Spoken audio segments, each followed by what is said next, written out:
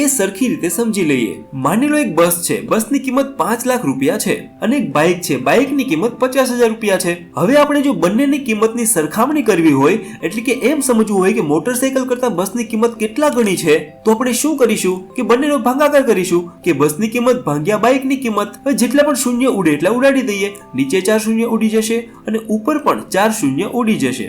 હવે શું બચ્યું છે? ઉપર 50 બચ્યા છે, નીચે 5 બચ્યા છે, તો 5 દાણ 50 થશે, ઉપર વચ્ચે 10 અને નીચે બચશે 1, એટલે 10/1। આને આપણે આ રીતે પણ લખી શકીએ કે ઉપર હોય આગળ અને જે નીચે સંખ્યા આપી હોય એની પાછળ, અને વચ્ચે કરી નાખવાના 2 ટપકા। અહીં જે 2 ટપકા છે જેમની નિશાની છે, અહીં આને 10/1 વંચાય, એટલે આનો મતલબ એમ થાય કે બાઇક કરતા બસની કિંમત 10 ગણી વધુ છે। અને આપણે જે આ ભાગાકારની રીતે સરખામણી કરી કે કોણ કોના કરતા કેટલા ગણું વધુ છે કે ઓછું છે, આને જ કહેવાય ગુણોત્તર, એટલે કે બાઇક કરતા બસ 10 ગણી વધુ કિંમતી છે। તો આ વાત થઈ ગુણોત્તરની। હજી આગળ થોડું જોઈએ, વધુ ખબર પડશે। હવે એક વસ્તુ ખાસ યાદ રાખવી કે ગુણોત્તર માટે હંમેશા સરખા એકમ જરૂરી છે, એટલે કે માની લો કે ઉપર કિલોગ્રામમાં કોઈ જથ્થો આપેલો છે તો નીચે પણ કિલોગ્રામ હોવા જોઈએ।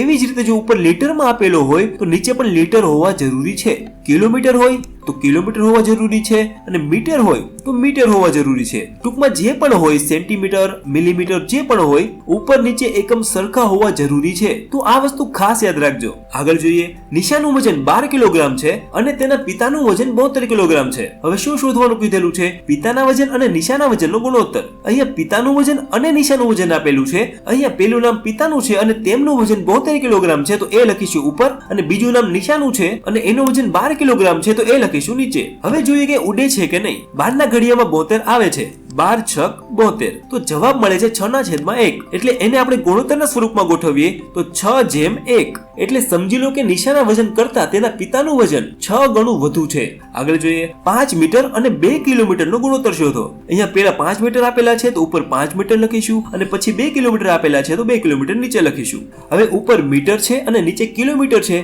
તો કિલોમીટરને આપણે મીટરમાં ફેરવી લઈએ, 2 કિલોમીટર એટલે થશે 200 મીટર। હવે ઉપર નીચે મીટર મીટર થઈ ગયું છે। હવે આપણે ઉડાડી દઈએ, 5 ચોક 20, ઉપર કાંઈ નથી તો 1 આવશે અને નીચે 4 બચ્યા છે અને 2 શૂન્ય બચ્યા છે તો આવશે 400। તો આપણને ગુણોત્તર મળી ગયો છે 1/400।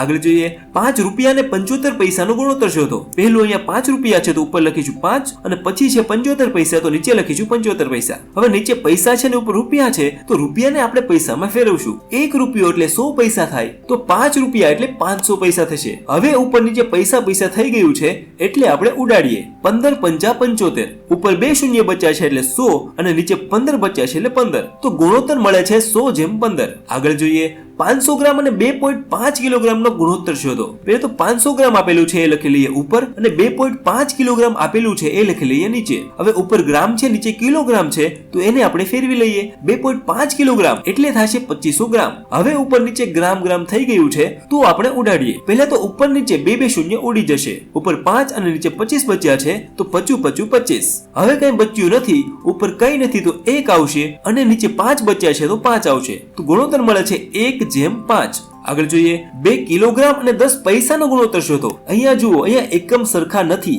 અહીંયા કિલોગ્રામમાં છે અને બીજો પૈસામાં છે, તો અહીંયા ગુણોત્તર થશે નહીં। તો ગુણોત્તર વિશે આ એકદમ પાયાના દાખલાઓ હતા અને પ્રેક્ટિસ માટેના દાખલાઓ તમને સ્ક્રીન ઉપર દેખાય છે, આ ગણજો અને આનો